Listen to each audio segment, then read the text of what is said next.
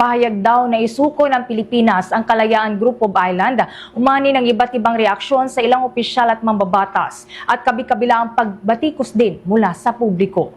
Kumuha pa tayo ng karagdagang detalye dyan sa pag-uulat ni Bombo Angelo Aganan. Umani ng iba't ibang reaksyon mula sa ilang opisyal at mambabatas, gayon din ng kabi-kabilang batikos mula naman sa publiko.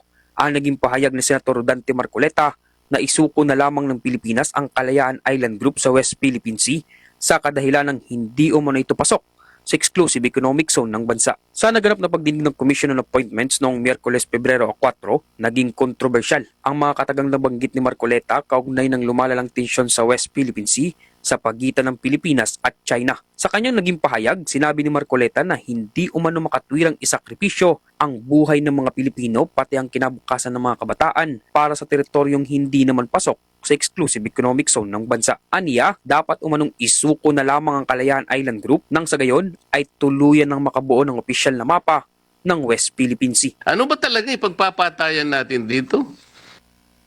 We will offer our lives, including the lives of our children, and to die for it, for something that is not even within our EEZ.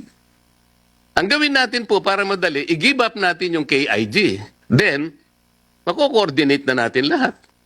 But until and unless nandun yung KIG, wala nga po nasa labas po ng ating exclusive economic zone. Paano po malalagay sa entire West Philippine Sea?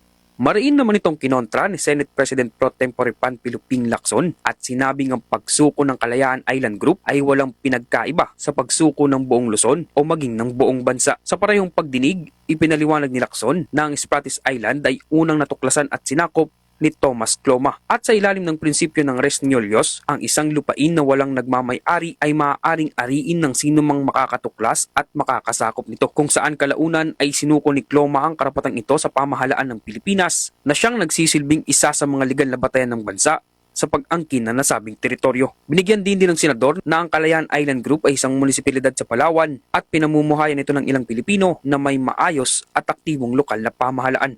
Res nullius, alam mo rin, di ba? Sir. Ito yung Latin word which literally means belonging to no one, di ba? Tapos, pero sa batas, kung sino una nakadiscover at nag-occupy, yun ang inasyon na may mag-ari, di ba? So, yung Spratlys Island, di ba si Thomas Cloma yung nakadiscover nito? Tapos inoccupy niya. And this was formalized by the former president, the late President Marcos Sr., by way of a presidential decree. Tinurn over na ni Thomas Cloma yung ownership sa Philippine government. No? Although, ang nag-govern pa rin yung international law, di ba? This was made formal by the arbitral ruling. Di ba? So atin yung Kalayaan Island Group.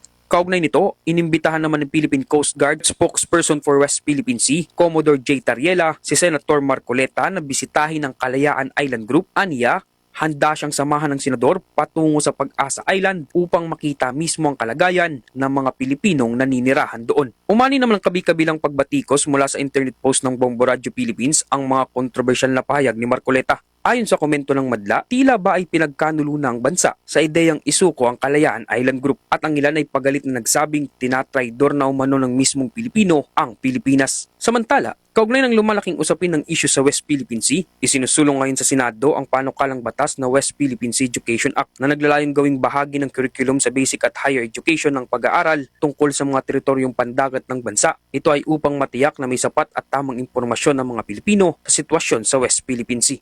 At yan ang ulat mula dito sa Senado. Ako si Bombo Angelo Aganan and this is Bombo Radio Philippines, the #1 and most trusted source of news and information. Basta Radio, Bombo! For the most trusted source of news and information, visit our website at www.bomboradio.com. Follow us on Bombo Radio mobile app, Facebook, YouTube, TikTok, and X, formerly Twitter.